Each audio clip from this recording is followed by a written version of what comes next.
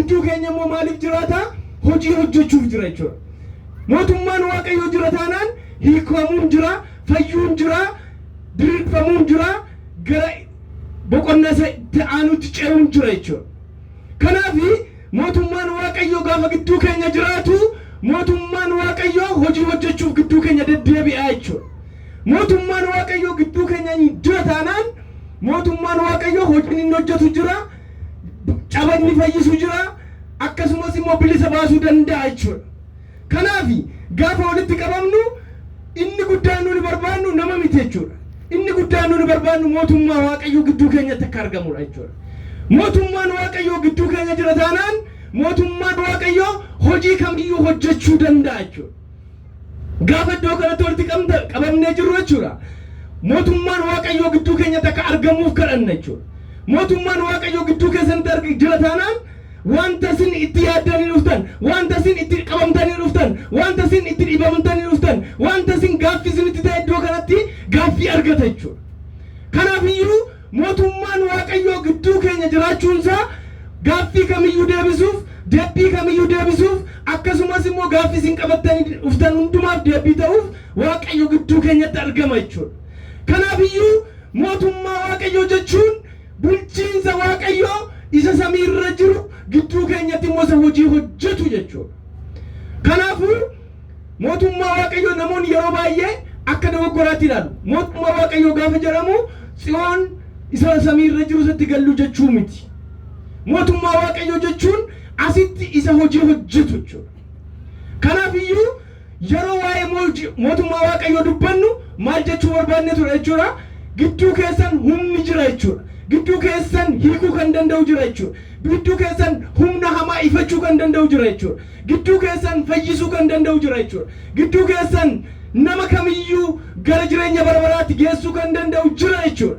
Kanaaf Maarqos boqonnaa 1 lakkoofsa 15 irra deemtanii gaafa laaltan waan an dubbadhu kana hundumaayyuu xiqsii sinitti himaan deema. Maaliif yaada koo kan taane akka isin hubattaniif jechuudha.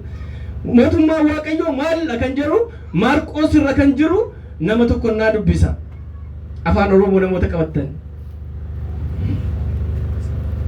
Afaan Oromoo namoonni qabattan naa dubbisa. Maarqos boqonnaa 1 lakkoofsa 15 irra barichi raawwatee jedhee jalqaba. Barichi raawwateera jedhee jalqaba.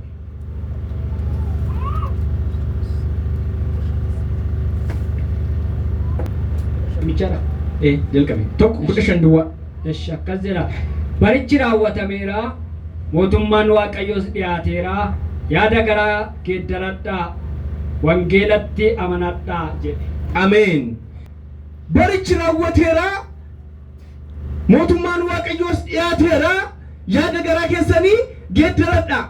Maal ta'uuf yaada garaa keenya geeddarannaa? Waaqayyo akka gidduu keenyatti hojjetuuf, Waaqayyo akka gidduu keenya deddeebi'uuf maal gochuu qabna jechuudha?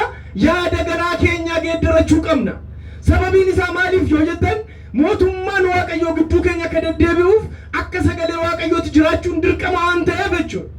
Kanaafiyyuu iddoo kanatti barichi raawwateera erga jedhee booda achii booda immoo maal jedha? Yaada garaa keessanii immoo jijjiirradhaa, yaada garaa keessanii immoo geeddaradhaa jedha. Kanaafiyyuu mootummaan Waaqayyoo gidduu keenya akka jiru, mootummaan Waaqayyoo akka gidduu keenyatti hojjetu agarsiisa jechuudha iddoo kanarratti.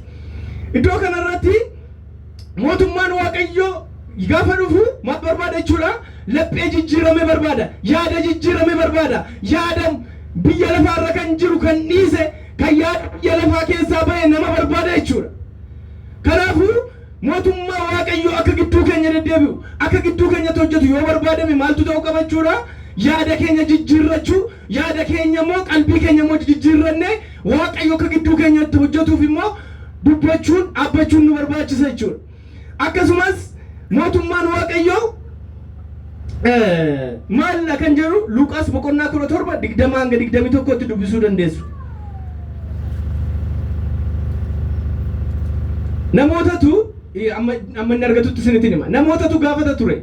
Mootummaan Waaqayyoo maal eessa jira? Eessatti argachuu dandeenya mootummaa Waaqayyoo jedhaniitu gaaffii gaafatu turani. Gaaffii sanaaf deebiin kun kan deebi'ee Wangeela Luqaas boqonnaa 17 lakkoofsa 20 hanga 21. Akkas jedha. Yesuus mootummaan Waaqayyoo yoom akka dhufu warra Faarisootaatiin gaafatame. Deebii isaaniif deebise. Mootummaan Waaqayyoo milikkitaan himamee hin dhufu. Homtinus ilaa as jira yookiis achi jira hin jedhu. Kunoo mootummaan Waaqayyoo gidduu keessan jira jedhe. Ameen. Gidduu keessan jira. Maal jechuudha? Humni hojjetu, humni Waaqayyoo, humni naaf fayyisu, humni cabaa fayyisu maal jechuudha jechuudha? Gidduu keessan jira. Mootummaan Waaqayyoo maaliin beekama yoo ta'e hojiin beekama mootummaan Waaqayyoo. Kanaafiyyuu isaan maal gochuu barbaadanii qorumsaaf jedhanii gaaffii gaafatan. Mootummaan Waaqayyoo akkamittiin dhufa?